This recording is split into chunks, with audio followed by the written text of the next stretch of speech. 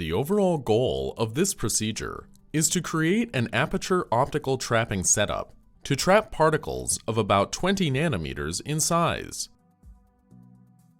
To do this, a detector is added to an existing optical laser trapping setup to enable measurement.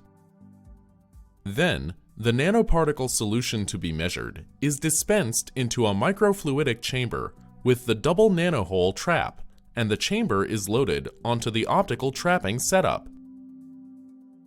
When a particle enters the illuminated aperture, light transmission increases dramatically because of dielectric loading.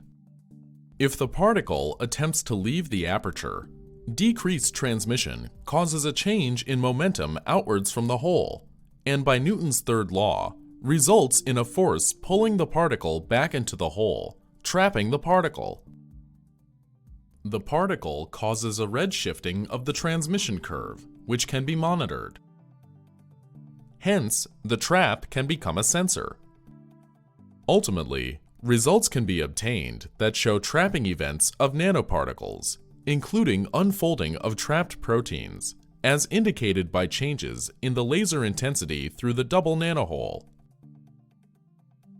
The main advantage of this technique over existing methods like gradient force optical trapping is that it can trap smaller nanoparticles with lower laser intensities.